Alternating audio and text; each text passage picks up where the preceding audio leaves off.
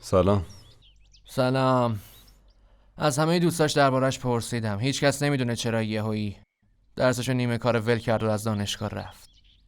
ببین رفیق، من خودم هیچی ازش نمیدونم. اینکه کجا زندگی میکنه، چرا یهویی غیبش زد رفت. آره داداش، اون وقت تو خیال ازدواج با اونو داشتی.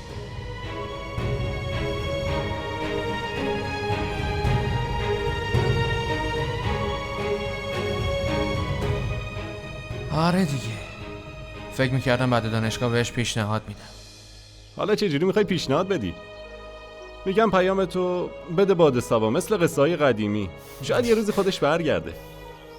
بس تو هم تو این اوضاع شوخی نکن. شوخی نمیکنم. مگه باد صبا بهش برسونه؟ باشه بریم، کلاس داره شروع میشه.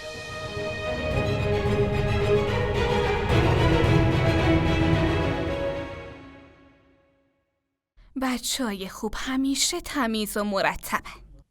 معصومه خانم، معلم خصوصی آقازاده اومدن برای درس دادن. مامان، من فقط میخوام از باجینومی درس بگیرم. چرا؟ فقط از اون شاید این معلمت بهتر بود. چون نومی همیشه شاگرد اوله. چی دستور میدید خانم؟ شما برین، ما الان میاییم.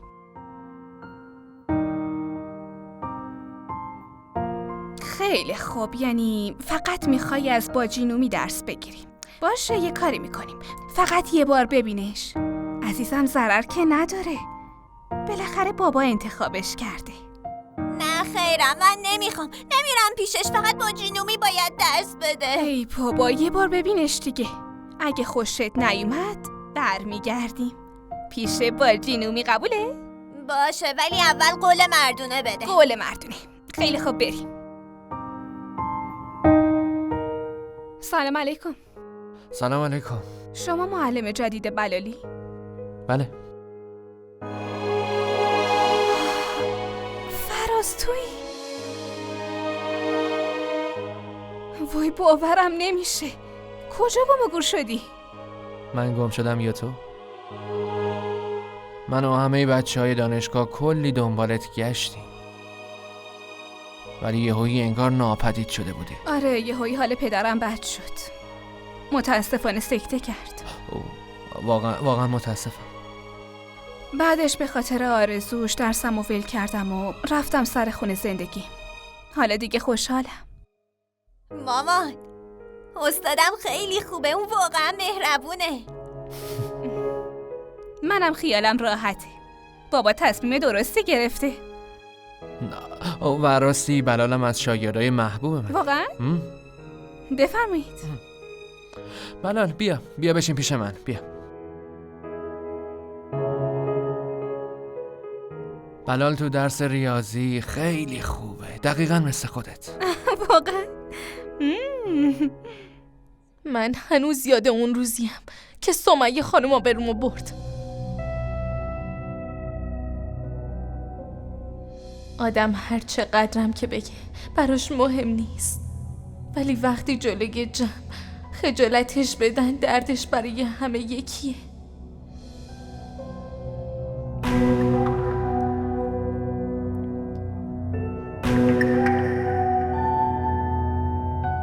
فراز، تو هنوزم همون آدم سرد و سنگدلی.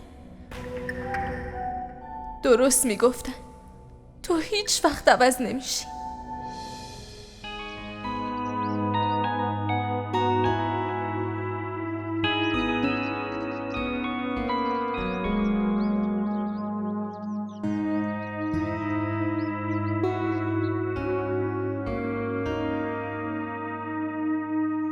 از هپروتت بیا بیرون. تا کی میخوای به اون فکر کنی؟ اون که محل سگم بهت نمیذاره. حسینا رو دست کم نگیر مامان. مردم براش جون میدن. این که چیزی نیست. بعد اون همه تحقیر هنوزم اینطوری داری حرف میزنی؟ وای خدا. هیچ کس جرئت نمیکنه به حسینا بی احترامی کنه. من فقط چون عاشقشم رفتارشو تحمل میکنم. مامان تو چی میفهمی؟ تو عشق حتی دعوای معشوقم لذت داره. خدایا، تا کی میخوای از این لذت ها بچشی؟ تو آدم نمیشی؟ تا وقتی که با هم ازدواج کنه اون منو عروس خودش میکنه. اون یه جوون تحصیل کرده و خوشتیپه. تو چی داری واسه خودت؟ تا 5 خوندی. جز خوشگلی چی داری؟ اصلا با خودت فکر کردی چرا باید بیاد تو رو بگیره آخه؟ خوشگلی رو دست کم نگیر مامان. گاهی فقط همین خوشگلی که به داد آدم میرسه. حالا میبینی مامان. حالا اینا رو ول کن. این برنجارم پاک کن، بذار رو گاز بپزه. من میخوام برم آب بیارم. صبر کن تا ببینی. من باهاش ازدواج میکنم، اون وقت تو هنوز داری با کوزه میری آب میاری.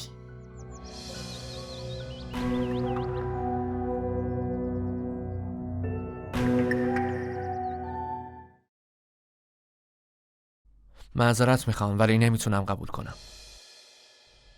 فراز این چه حرفیه؟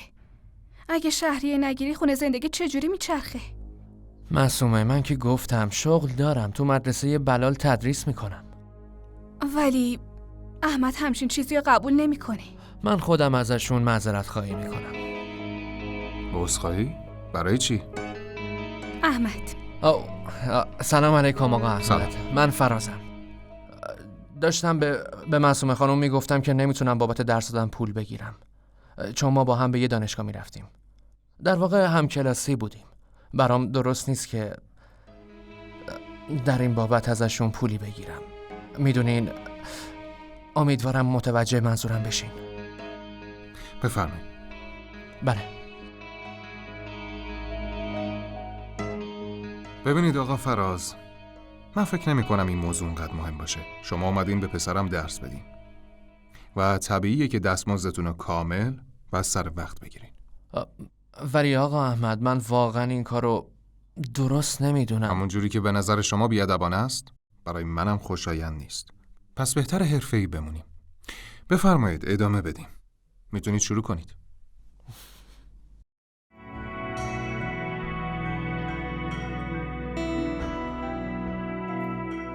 بی خیالش سمیه خانم، ولش کن. گاهی وقتا برای بردن باید یه جوری وانمود کنی که انگار باختی. باید یه لحظه سرتو خم کنی.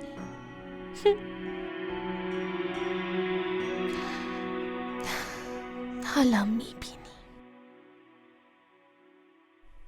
معصومه جانم. چای منو فراموش نکردی؟ نه، همین که شما رو دیدم گفتم براتون چای بیارم. ممنون.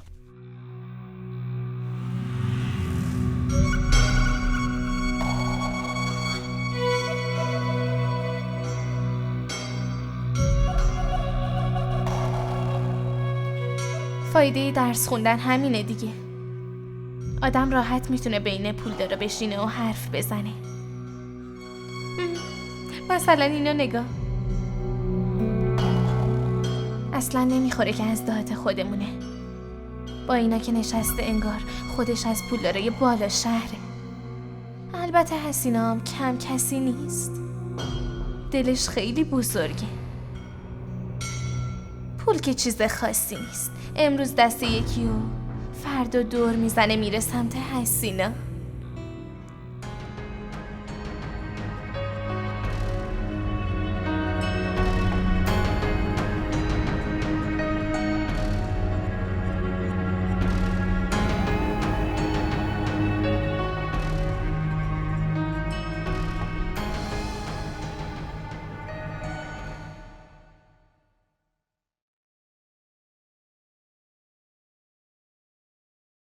بیگم صاحبه اگه گفته بودین خودم براتون دارو می آوردم. نه، من دوست دارم خودم کارای مامانم رو انجام بدم.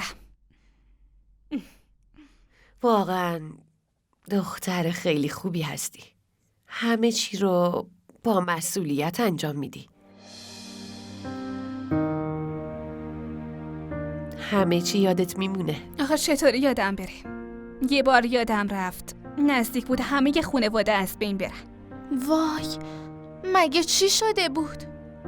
خب ما تو این سن و سال باید حواسمون به خورد و خوراکمون باشه دیگه. آره درسته. توی ده ما اون جمیله دادی هم قند داشت. یه ذره که دیر میشد قندش میافتاد و رو به موت میشد. زبونتو گاز بگیر. مامان، من برم ببینم بلا رو چی کار میکنی. بیگم صاحبه بفرمایید یه چیزی بخورین. بیگم صاحبه یه چیزی بگم. شماها تو خونه فقط 4 نفرین ولی حتی یه بارم با هم چایی نمیخورین. توی ده ما مامانم و مامان بزرگم و همه دور هم جمع میشیم و میوه و چایی میخوریم. مامانم میگه با هم نشستن باعث میشه عشق زیاد بشه و برکت بیاد تو غذا. ولی شما انگار این چیزا تو زندگیتون نیست. انگار انقدر گرفتارید که اصلاً وقت ندارید. مامانم میگه دور هم نشستن خیلی ثواب داره. خب راست میگی، اما زندگی روستایی با زندگی شهری زمین تا آسمون فرق میکنه. آره شما درست میگین. این سیبا رو بخورین، برای شما بریدم. الان تازه دارو خوردم، یکم دیگه میخورم. وای بیگم صاحب، سیب براتون خیلی خوبه. وای وای قیافشو. چی شده حالا مگه؟ پسری که دارم بهش درس میدم پسر اونه. اصلا باورم نمیشه، شاید نمیخوام باور کنم.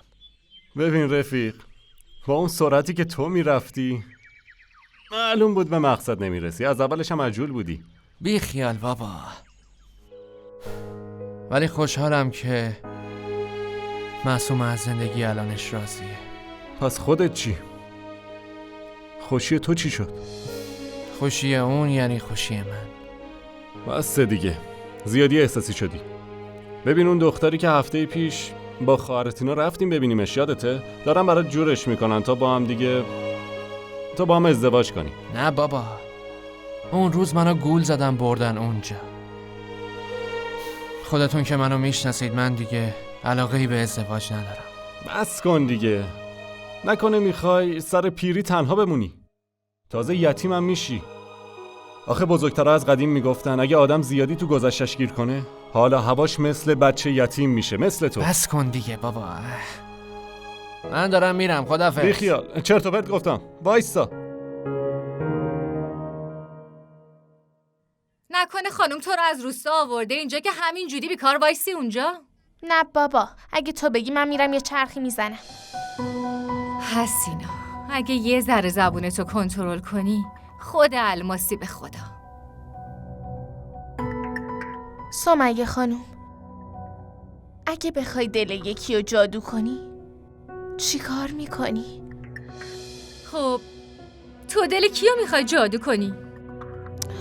خب اگه بلدی یه راهی بذار جلو پام. راستی یه ضرب المثل هست که میگه زبون شیرین دل میبره. اگه خاره زبون تو برداری تو دل همه گل میکاری تو. من نمیخوام تو دل همه گل بکارم، تو دل آقا بکارم کافیه. وایسا ببینم کدوم آقا؟ ای بابا اینقدر سوال نپرس، خیلی فضولی ها سمیه خانوم. راستی یه چیزی رو بگو ببینم. اگه آدم با زبون نرم با کسی حرف بزنه ولی اون یکی زبونش مثل مار نیش بزنه، اون وقت باید چی کار کرد؟ اصلا چی کار میشه کرد؟ اون وقت باید همچین آدمی از زندگیت بندازیش بیرون. فهمیدی؟ وای سمیه خانوم، چجوری بندازمش بیرون آخه؟ حسینا اسمشو توی دلش حک کرده، نمیتونه پاک شه. اون شاید فقط 4 تا کلاس بیشتر خونده باشه ولی حسینا همه کتابای عشق و از بره.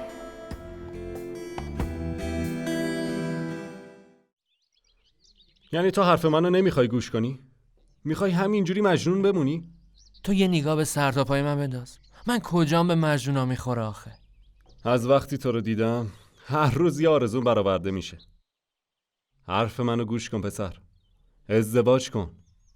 اونم خونه و زندگیشو ساخت، دیگه منتظر کی؟ آره بهش فکر میکنم ولی دلم راضی نمیشه رفیق، نمیتونم.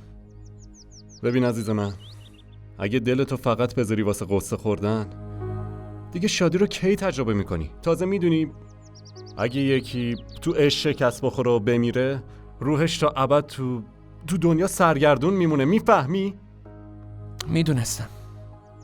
میدونستم دوباره میخوای چرت و پرت بگی. باور کن اصلا حوصله شنیدنشون ندارم. وایسا ببینم.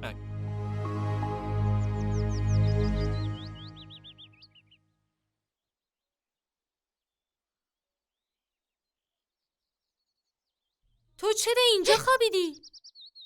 چرا؟ مگه چی میشه اینجا بخوابم؟ تازه خود خانم بزرگ گفت که اینجا بشین و یکم آرامش بگیر. معصومه خانم گفت پنکه اتاقت هم درست شده. وظیفه‌شون بود. خانم صداتون کردن. برو بپرس چی میخوان بهت بگن. چی کارت دارن؟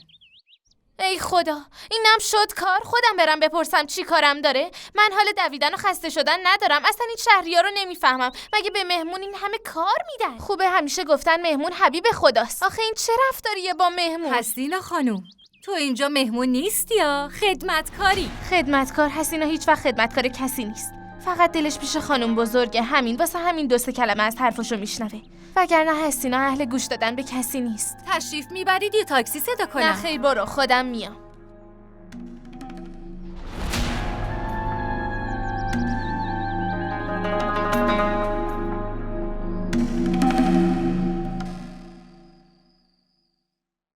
مامان نمیدونم، یه داستان افسانه‌ای برام بگو. بلال تو که میدونی من از قصه جن و پری اصلا خوشم نمیاد. نگام کن، من میخوام ازت یه قهرمان واقعی بسازم. برای همینم قصه قهرمانی واقعی رو برات میگم. نمیخوام هیچ قصه‌ای گوش بدم. اوه بلال، نگام کن، پسر خوب که با مامانش قهر نمیکنه. نه بلال، بلال.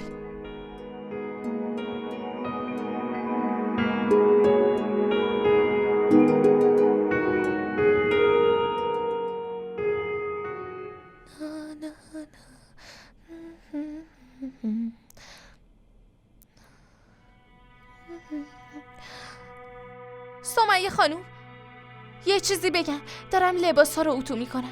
بیا یکم پیشم وایسا، یه ذره با هم حرف بزن. توی سکوت اصلا نمیتونم کار کنم. دست و دلم به کاری نمیره.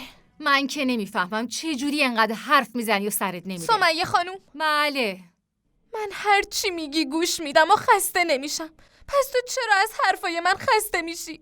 گوش کن دختر، دهن منو باز نکن وگرنه پشیمونت میکنم. نه سمیه خانوم، امروز حسینا خوشحاله. هر چی بگی ناراحت نمیشم. اون وقت چرا خوشحالی؟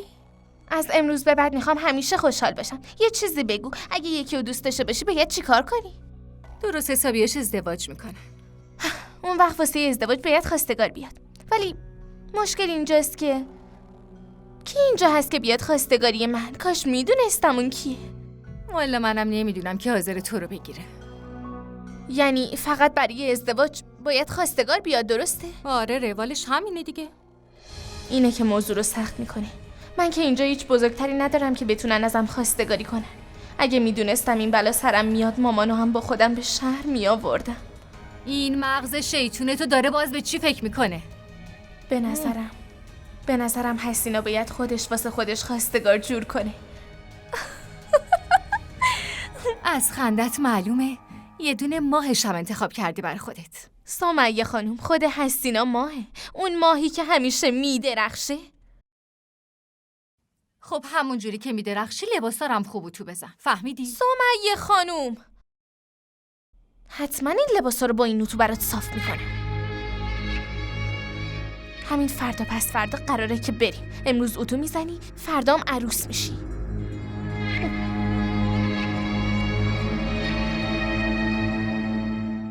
حسینا گفت که شما از عصر اومده بودین.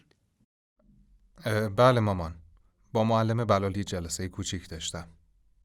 بعدشم داشتم چای میخوردم که از دفتر زنگ زدن. مجبور شدم برم. داشتم فکر میکردم. به چی مامان؟ ماها چقدر گرفتار شدیم. حتی یه فنجون چایم. حرفتو بزن مامان. یه فنجون چایم با هم نمیخوریم. بعدش فکر کردم گرفتاری که حد نداره، ولی عمر آدم چرا؟ عمر آدم ها محدودیت داره. اینو برای خجالت دادنت نمیگم. فقط میخوام یکم بیشتر وقت تو با ما بگذرونی پسرم. دوست دارم خونوادم و تا وقت دارم بیشتر کنار خودم ببینم. همین. بیشتر برامون وقت بذار. باشه مامان جان. قول میدم از این به بعد سعی کنم هممون عصرها با هم دیگه چای بخوریم.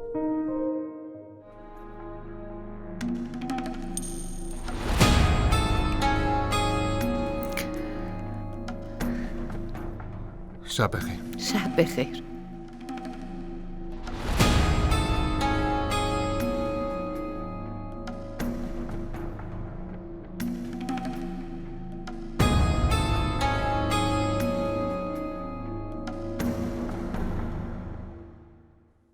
همین الان به احمد گفتم از این به بعد هممون با هم چای عصر رو میخوریم.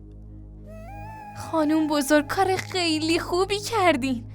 میگن تا بچه گریه نکنه مادر شیر نمیده. اونم پسرتونه، به هر حال از زن و بچه‌ش هم مهمترید. حسینا تو چرا هرچی میگن میری یه طرف دیگه؟ پسر و عروسم جونشونم برام میدن. خدا کنه همینجوری بمونه خانوم بزرگ. دل آدمو زود عوض میشه. این حرفا چیه؟ بدگمانی خیلی بده. نه خانوم بزرگ، من منظورم آدمای دنیاست.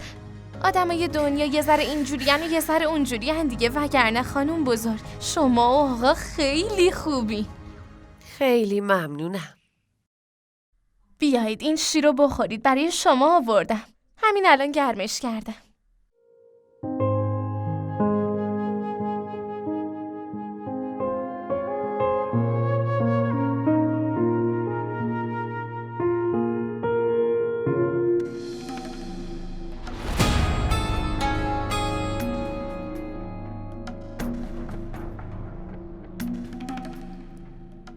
سمیه میگفت اگه زبونت شیرین باشه دنیا به کامت میشه. بذار اینو امتحان کنم ببینم درسته یا نه. ولی اون گفت که دیگه نمیخواد منو ببینه. اشکالی نداره، شاید اولین بار که دیدمش عصبانی شده.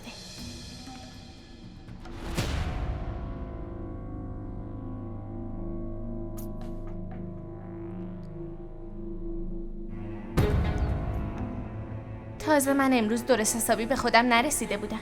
فردا حسینا قشنگتر آماده میشه و میره دلشو نرم میکنه.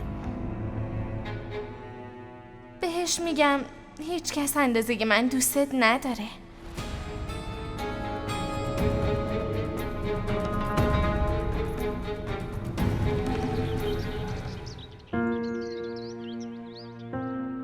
ماما امروز نمیخوام ظرف غذامو ببرم. این آقا کوچولو دیگه سر چی لجبازی میکنه؟ هیچی بابا، فقط یه لجبازی بی خودیه. مامان اصلا حرف منو گوش نمیدی.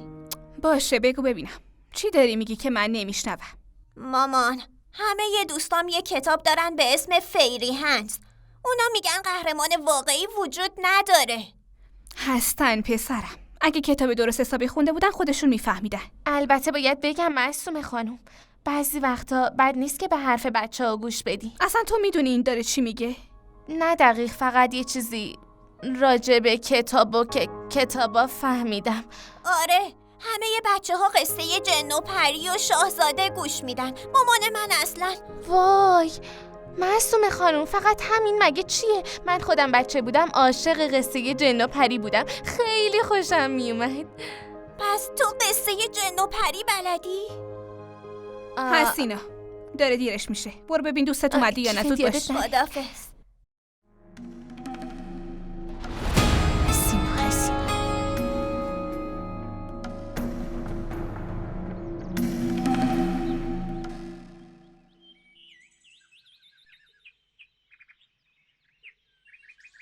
خاله ببینم تو چند تا قصه بلدی؟ اونقدری قصه بلدم که نتونی تمومشون کنی. وای خاله، پس برام تعریف کن دیگه. باشه، ولی وقتی مامانت خونه نباشه. چرا جلوی مامانم تعریف نمی کنی؟ آخه مامانت دوست نداره که من برات قصه تعریف کنم. بعدش هم اگه به خاطر تو منو از این خونه بیرون کنه، توی این شهر بزرگ گم میشم من. نه، من هیچ وقت نمیذارم گمشی. خب پس قول بده از امروز به بعد همه ی حرفامون بین خودمون میمونه. باشه، قول میدم. قول؟ قول. آفرین پسر خوب. حالا برو، من بعدم میام برات قصه میگم.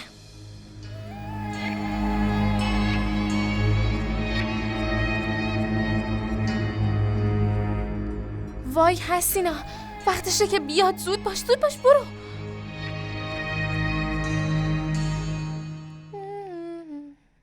کجا داری میری؟ کجا دارم برم مگه؟ فقط قراره مهمون بیاد خونه، همین. مهمون؟ خب قراره کی بیاد؟ وای کلافه شدم، وقتی بیاد میفهمی دیگه. چقدر سوال میکنی؟ چقدر پر روی دختر. داری چی کار میکنی؟ گفتم امروز خورشت گوشت و اسفناج درست کنم که همه دوست دارن. شاید آقا معلمم بخوره، آخه دوست داره. عجب نگرانی براش. اون وقت از کجا میدونی اونم خورشت اسفناج دوست داره؟ خب مگه کسی هم هست که خورشت گوشت و اسفناج دوست نداشته باشه؟ برای همین هم هست که درست میکنم. خب من کارم تموم شد. به نظرم آقا معلمم اومده دیگه. چه خبر خوبی سمیه خانوم. فقط 2 دقیقه صبر کن، الان برمیگردم. 2 دقیقه. صبر کن دختر، وایسا ببینم چی میگی. این دیوونه کوچولو معلوم نیست سرش چی میگذره. حتی این چایی هم نبرد اونجا. حالا تو درسش پیشرفت کرده؟ بلال خیلی پیشرفت کرده، ماشاءالله پسر باهوشیه. سمیه خانوم، بله. چرا شما چای آوردین؟ حسینا کو؟ تو آشپزخونه نبود. گفتم خودم بیارم سرد نشه. بفرمایید.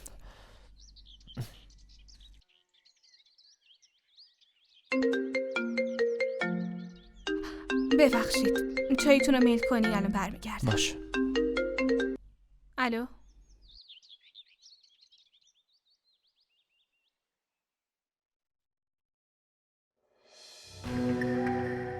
دیروزم بهت گفتم دیگه نمیخوام ریختتو ببینم. ولی من برات اینو آوردم.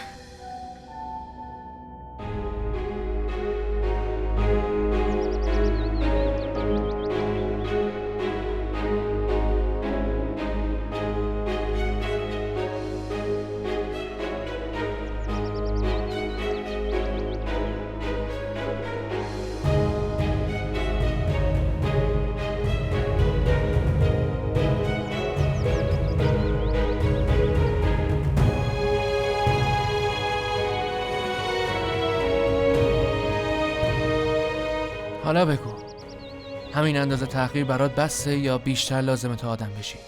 قسم میخورم فراز، من واقعا دوستت دارم. من به عشق نیازی ندارم، اونم از طرف تو، عشق تو. چرا اینجوری حرف میزنی با هم؟ مگه عشقم خار داره؟ در تحمل آدمو زیاد میکنه، ولی کی میره خودشو به مار وسط گل بسپاره؟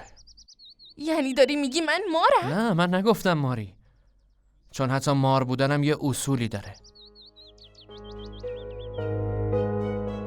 یعنی هیچ احترامی برات ندارم؟ ببین حسینا، احترامو باید با کار درست به دست آورد و از یه دختر پرناز و ادا مثل تو انتظار همچین چیزی نمیره. ولی فراز، من ادا در نمیارم، من واقعا عاشقتم. بس دیگه، بس کن. خودم چند بار دیدمت با پسرا گرم میگیری و میخندی، یه روز با یکی، یه روز با یکی دیگه، واسه زیورالات و رژ لب باشون دوست میشی و وعده ازدواج میدی. همش فیلمه نه؟ خب شوخی بود، بچگی بود. من اشتباه کردم. ببین من کاملا عوض شدم. بس دیگه، بس. هر چیزی که بسوزه جاش تا ابد میمونه. فراز اگه با هم ازدواج کنی من کاملا عوض میشم، قسم مگه میخورم. عقل از سرم پرید آخه که خونوادم رو آلوده کنم با وجود تو؟ نه من خانوادت آلوده نمی کنم. من بهت کلی عشق میدم، قول میدم. خفه شو حسینا. من حتی نگاه کردم به تو رو هم اشتباه میدونم. سایت هم نباید رو زندگیم بیفته، چه برسه به این که قبولت کنم. اونایی که محبوبشون قبولشون میکنه آدمای با احترامی هستن. اونا خودشون لایقن، ولی تو لیاقت هیچی رو نداری. هیچی رو. یعنی من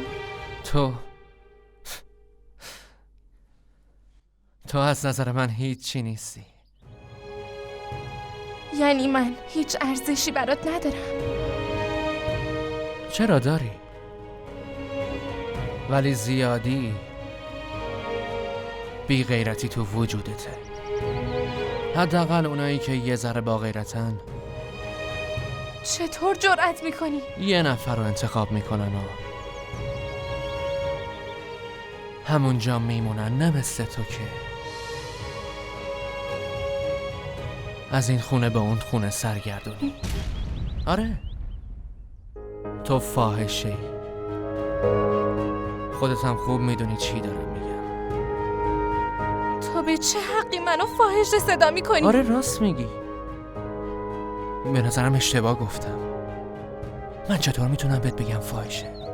چون حتی اونا هم یه ذره احترام دارن، ولی تو اونم نه. ببین فراز، هرچی دلت میخواد به هم بگو، من تا آخر عمر بهت گوش میدم. فراز با من ازدواج کن، قسم میخورم خیلی دوست دارم. دست منو ول کن. حالا خوب گوش کن، قبل از اینکه دستم رود بلند شه گم شو از اینجا برو. حتی نمیخوام قیافتو ببینم. چرا عصبانی شدی؟ این خدمتکاری که دارین، این داشت ازم خواستگاری میکرد. ببین چه روی داره. شماها قبل از اینکه کارگر بگیرین یه نگاهی به سطحشون نمیکنین؟ ازم خواستگاری کرده، از من. بهش یاد بدین جاش کجاست. شاید اون پرده زخیم خودپسندی از روی چشاش برداشته شه. حسینا، این چیه دارم میشنوم؟ چطور جرأت کردی؟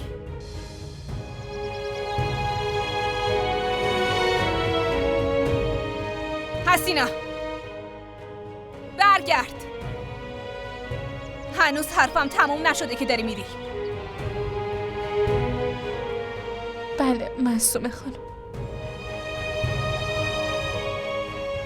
آخه فرازم، با من چیکار کردی تو؟ آخه چطور جرأت کردی؟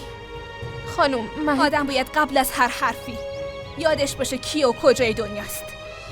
ما بهت تکیه‌گاه دادیم، بعد تو چیکار کردی؟ آبرو و حیثیت خودمونو بردی.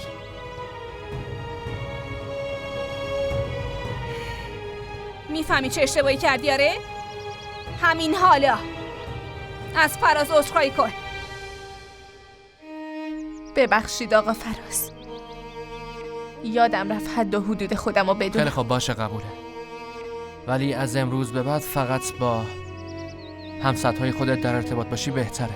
یادت نره تو کی هستی و از کجا اومدی. تو توی ده هیچ احترامی نداشتی حسینا. اگه خدا بهت یه فرصت دوباره داده ازش استفاده کن و یه احترامی دست پا کن. حالا دیگه فقط قمارباز و معتاد نیست، قاتلم شده. اوه، این یکی خبر جدیدیه واسه من.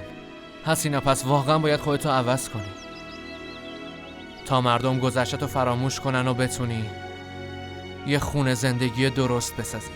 نمیدونی نه؟ نصف خواهرای خلافکارا تا آخر عمرشون خونه میمونن و پیر میشن. این دیگه مشکل ما نیست، خودش میدونه و مادرش. من که همچین عروسی و تو این خونه قبول نمی کنم. از اینجا برو، بعدن باید تکلیفتو روشن کنن.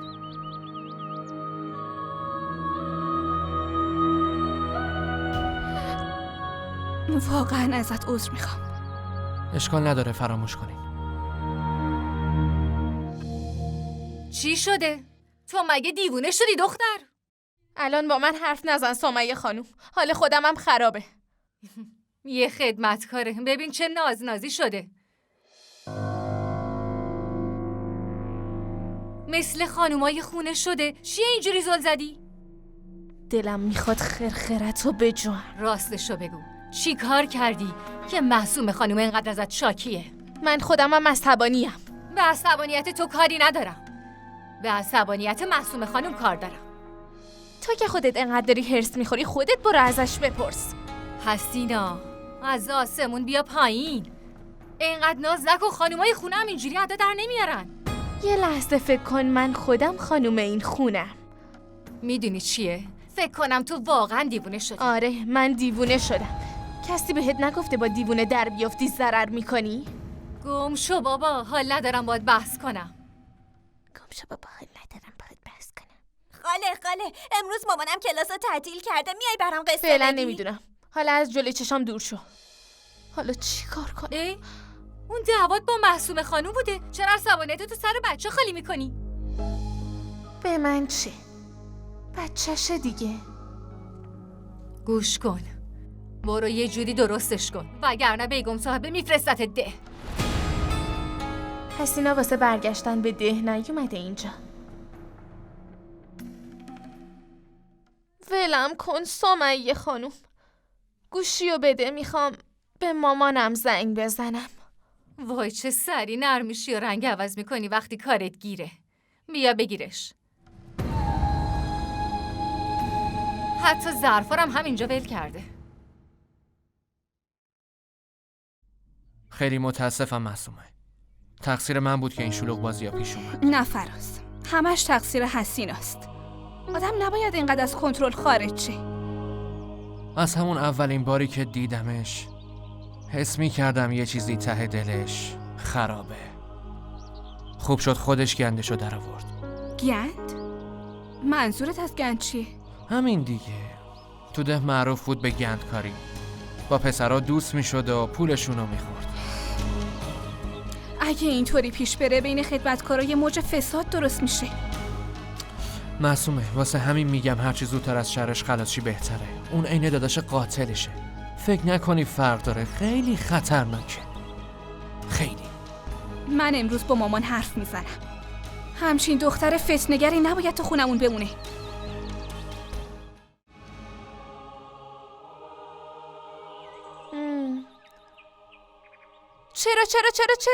چرا باید برگردم ده؟ آخه من اونجا چی دارم با اون همه بی احترامی و بدبختی؟ اینجا قرار نیست برام تخت درست کنن، باید کار کنم مامان. تو این شهر بزرگ بمونم تا زندگیم عوض بشه. اونجا که چیزی نداره. هی میگی برگرد. با کاری که کردی اگه اون خانم جون اجازه بده بمونی اون وقت حرفی نیست. مشکل از عروسشون معصومه خانومه. بیگم صاحبه بزرگ که خیلی دوستم داره. اینو به هم بگو حسینا، چرا اون عروسشون معصومه خانم انقدر طرف فرازو گرفت؟ باهاش هم دانشگاهی بوده، واسه همینه انقدر حمایتش میکنه و هی منو تحقیر میکنه مامان. آره مامان، تو کاملا درست میگفتی. این فراز و کل خونوادش که آدم حسابی نیستن. هر جا میبینن نفعی داره از موقعیت سوء استفاده میکنن. میگم مامان بعدن حرف میزنیم.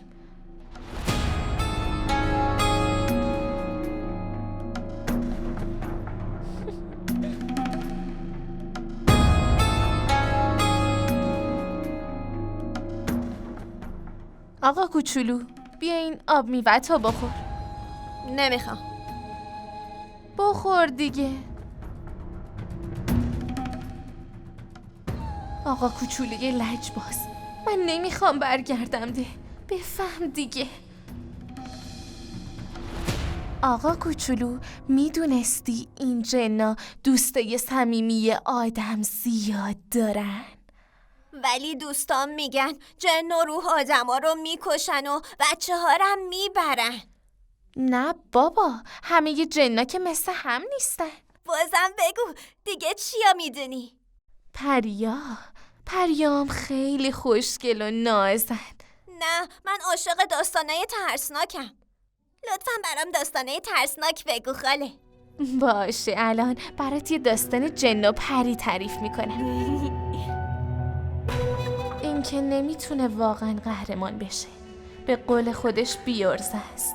خانم جون ببخشید ولی اینجور بی احترامی ها راحت فراموش نمیشن. چرا میخندی خاله؟ لطفا زودتر برام تعریف کن وگرنه مامانم میاد و دیگه نمیذاره برام قصه باشه بگی. بابا، حالا مگه قصه گفتن چقدر طول میکشه؟ گوش کن ببین من چی میگم. باشه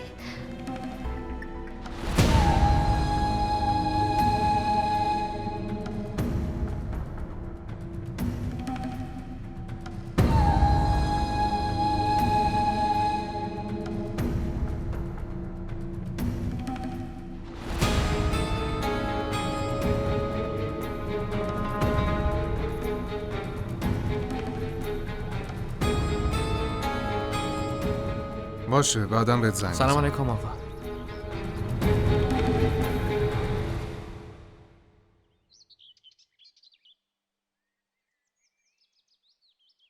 چرا اینطوری کرد؟ شاید دفتر کارشون پر از ارواحه. اگه یه بار رفته بودی سر کار خودت میفهمیدی چه خبره. راستی بگو ببینم، تو که ریاضیت از همه بهتر بود چرا نرفتی با آقا احمد کار کنی ها؟ آخه من از این محیطای اداری خوشم نمیاد. دوست دارم خونه بمونم.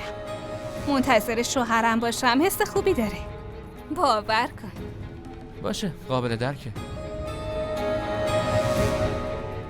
معصومه از امروز به بعد چایتون رو میفرستن تو اتاق خانم جون. باشه. خب دیگه من باید برم، شاگرد دارم. با اجازه. خدا نگهدار. خدا نگهدار. خدا حافظ.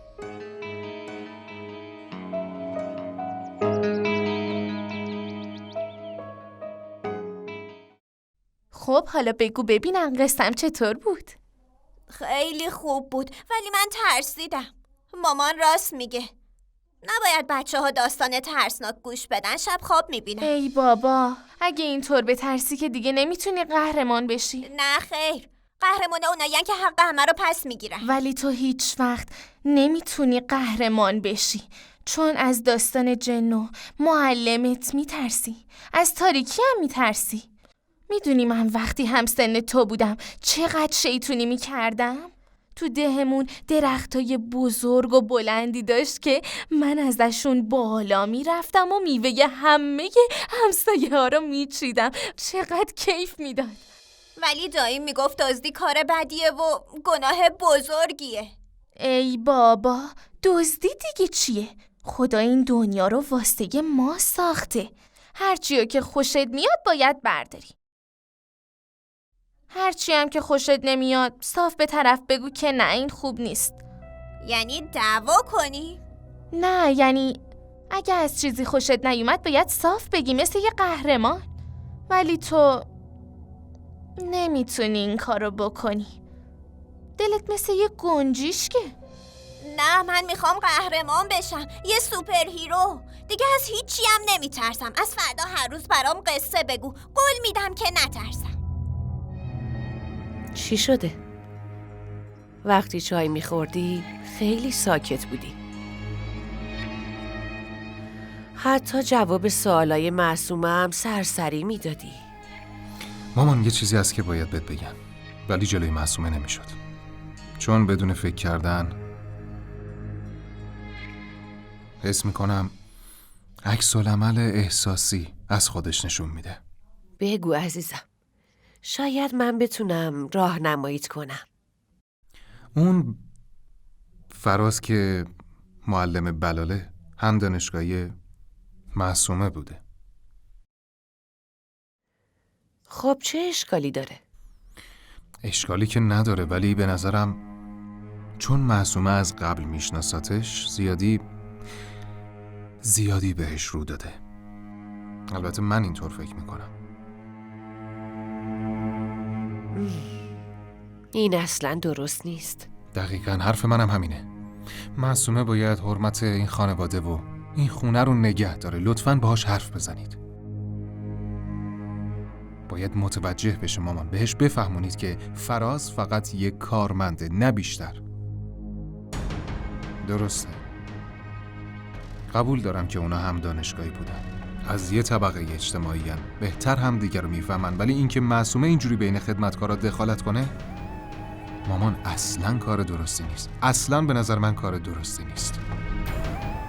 نباید چنین کاری کنه. خیلی خوب باشه پسرم. من باهاش حرف میزنم. مطمئنم نیتش بد نبوده. فقط یه کمی احساساتی شده حتما. منم دقیقاً همینو میگم. معصومه دختر صاف و ساده‌ایه. من نمیخوام کسی از سادگی معصومه سوء استفاده کنه. به هیچ وجه نمیخوام چنین اتفاقی بیفته.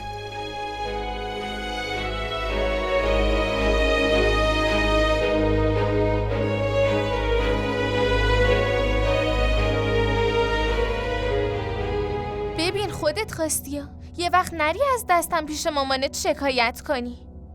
نه نمیگم، تو دوست منی. مامان میگه از دوست نباید پیش کسی شکایت کرد. بلال، فقط کلاسای خصوصی تعطیل شده ولی مشقات هنوز موندن. میبینم که این روزا خیلی وقت تلف میکنی.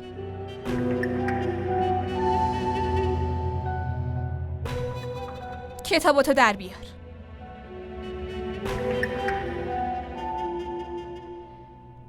باید با مامان حرف بزنم. اون و احمد اشتباه فهمیدن. باید بهشون بگم که همه اینا تقصیر حسیناست. من کاری نکردم که بد باشه. بله، من چی گفتم الان؟ زود باش کتاباتو در بیار. همش داری قصه گوش میدی، همش وقت تلف میکنی.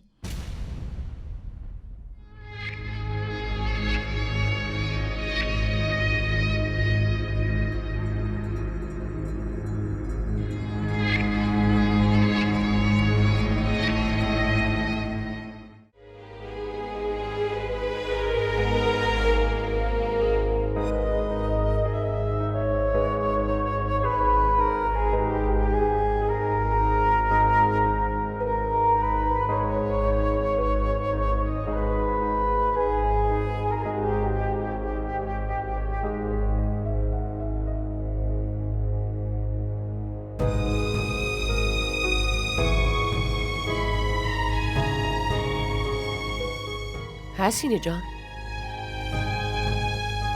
بله بیگم صاحبه. چی شده؟ چرا داری گریه میکنی عزیزم؟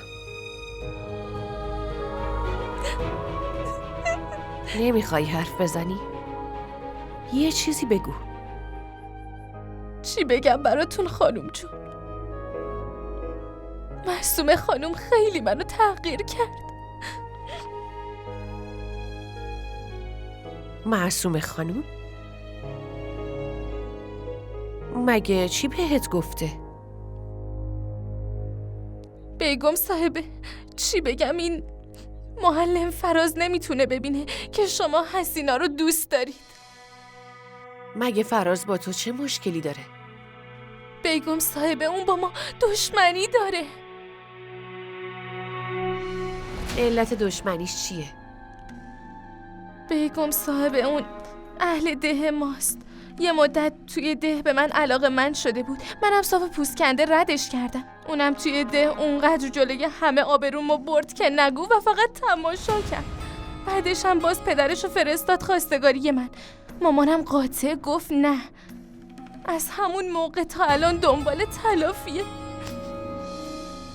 ولی مادرت هیچ وقت اینو به ما نگفته بود.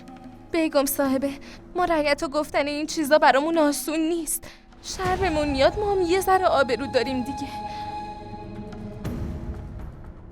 اون قضیه قتلم از دستمون در رفته بود، وگرنه از شما کمک نمیخواستیم. خب تو چرا تا الان ساکت بودی؟ فقط به خاطر حفظ آبروی شما ساکت موندم خانم بزرگ، وگرنه منم کلی چیزا داشتم که به اون معلم بگم و رسواش کنم. آفرین بهت حسینا، خوب کردی که ساکت بودی. بیگم صاحبه شما برای حسینا مثل بوتین. واسه شما هر چقدر که حسینا تغییر بشه بازم کمه. و خانم بزرگ به خاطر این امارت حسینا حتی جونش هم میده و براش کم نمیذاره. شما خیلی بزرگواری.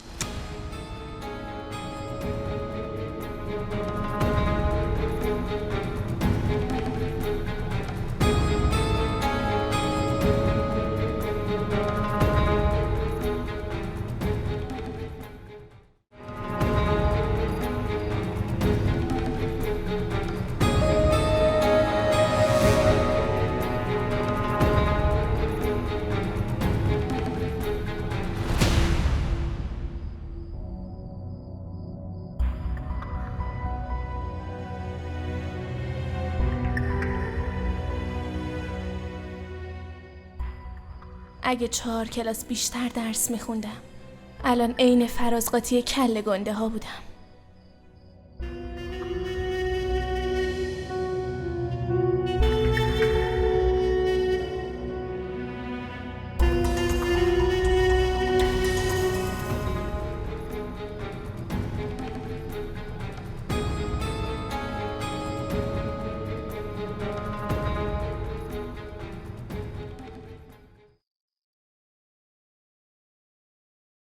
تو خیلی ساده ای.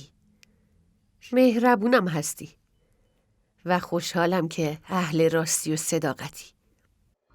مامان من خوشم نیومد که موقع اون شکایت بیام تو و یه چیز نامربوط بگم. خوب کردی که اینجوری رفتار کردی. کار خیلی عاقلانه‌ای کردی. همینه که دارن ازت تعریف میکنن. پس شما میخوای حسینا رو برگردونی ده؟ مامان من نمیخوام بازم بیاد و تو این خونه دردسر درست کنه.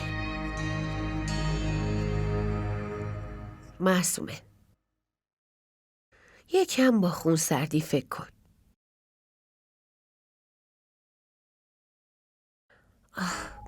تو بی خود از حسینا دلخوری. یادت بیاد یه بار خودت گفتی شیطونه، بازیگوشه، لوسه ولی بددل نیست. مامان شما داری طرف حسینا رو میگیری. برام عجیبه واقعا. اگه از نگاه من میبینی هم صحبتی با فراز در شأن شما نیست. اونا هر دو از یه دهن. شما از عمق رابطه‌شون خبر نداری. به علاوه شما به خاطر اشتباهاتش خیلی خوب ناراحتیتون رو نشون دادین.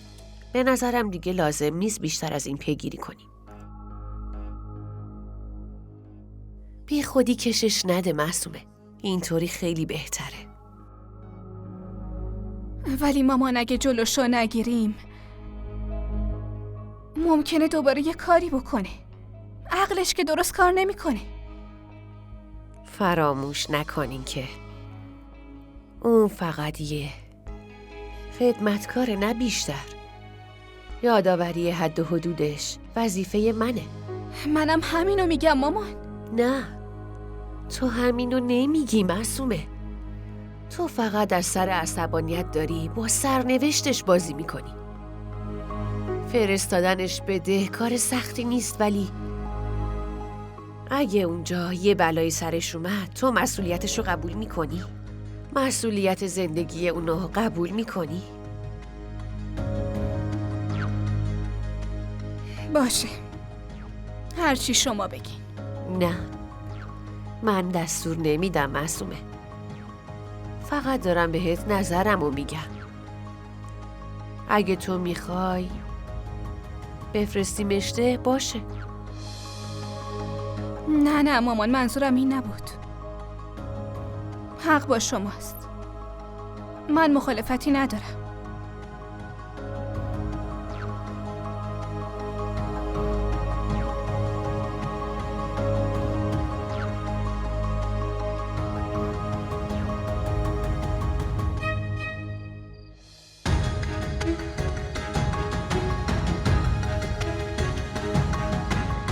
خیلی خوب. اگه کار تموم شده سفره بندازم؟ نه هنوز تموم نشده، ولی دارم فکر میکنم که بقیه‌شو فردا انجام بدم. چرا داری اطلاعات این فایل رو به لپتاپ منتقل میکنی؟ میخوام 20 سال بعد اگه بلال خواست چیزی پیدا کنه راحت تر بتونه این کار رو انجام بده و پیداش کنه. متوجهی؟ باشه.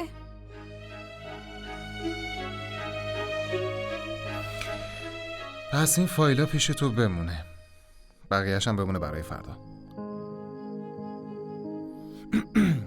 قبول معصومه؟ باشه.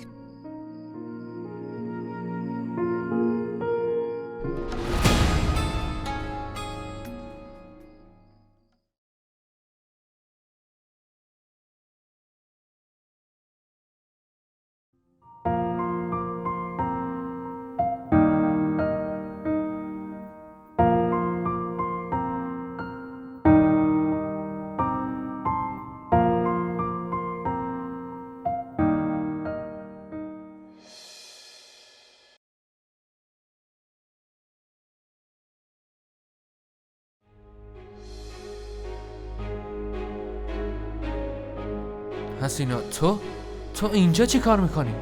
ببین، انقدر دنبالت گشتم تا پیدات کردم. خیلی دویده بودی که ازم فرار کنی، نه؟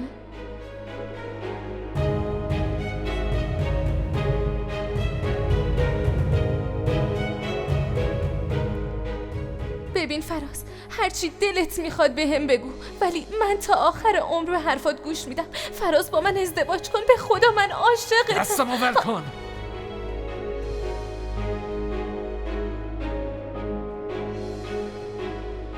سلام قربان.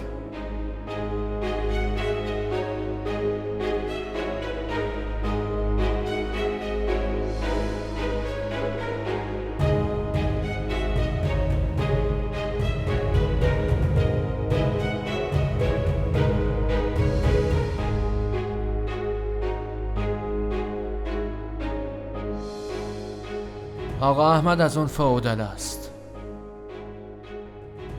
بهتره فقط خودتو یه کارمند بدونی و کارتو بکنی.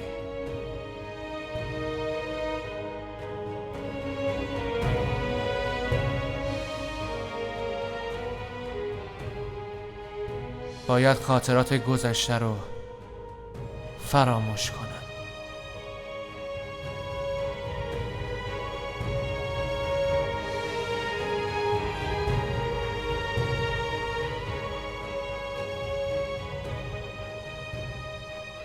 ادامه بده، حسینا رو تحقیر کن.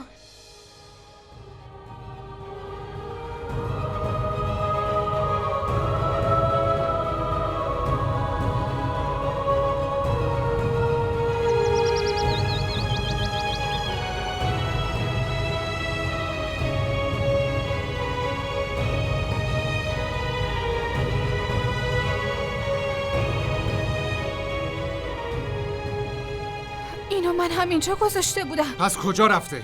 بال نداره که پر بکشه بره. معصومه خانم، شاید جای دیگه گذاشتی و یادت نمیاد. نه، مطمئنم همینجا بود. پس کجا غیب استد؟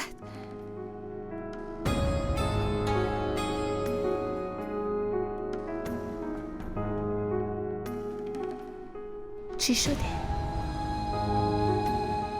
آقا فایلشون گم شده.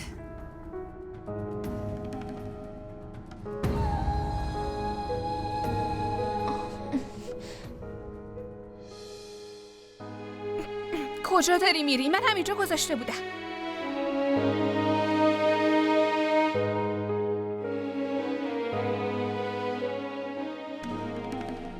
قربان، فایلتون رو پیدا کردم.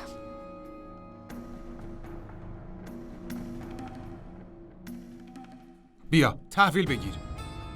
یه جا میذاری، جای دیگه دنبالش میگردی، آخرش هم یه جای دیگه پیداش میکنی. اگه طبق حرفتون میگشتیم هیچ وقت پیدا نمیشد. ممنون.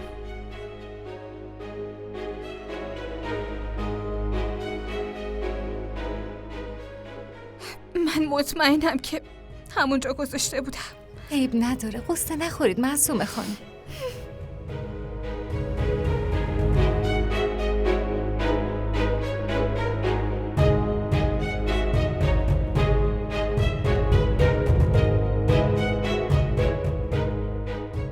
یه جا میذاری، جای دیگه دنبالش میگردی، آخرش هم یه جای دیگه پیداش میکنی.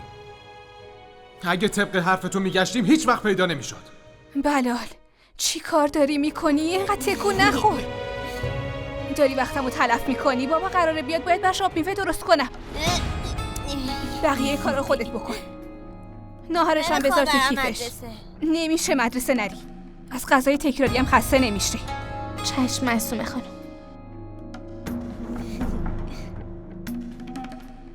من غذای تکراری نمیخوام. تو شاهزاده‌ای؟ حرفت باید خریدار داشته باشه. واقعا میخوای بازم غذای تکراری ببری؟ آخه چطوری؟ باید چی کار کنم؟ یادته اون قصه ای که دیروز برات گفتم؟ اون قهرمان چجوری همه چیو به نفع خودش تموم کرد. تو هم باید همین کارو بکنی.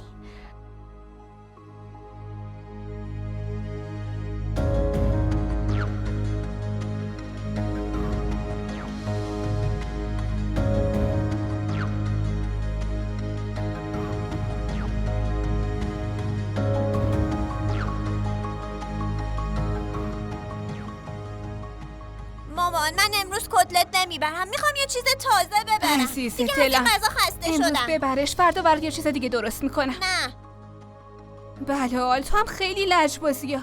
بابات قراره بیاد، برای اونم باید آب میوه درست کنم. قبول کن دیگه.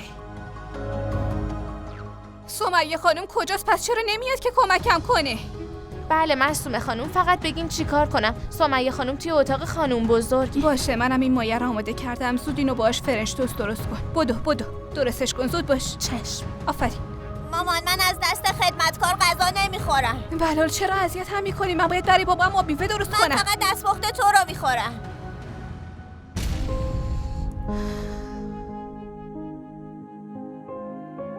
چقدر لجبازی پسر، برو کنار. سلام علیکم. سلام احمد. اولین بار بعد این همه سال وقتی اومدم نفهمیدی من رسیدم. اینقدر مشغول احترام گذاشتم اشکال به نداره، آقا زدم که اشکال حواسم. خودم انجامش میدم.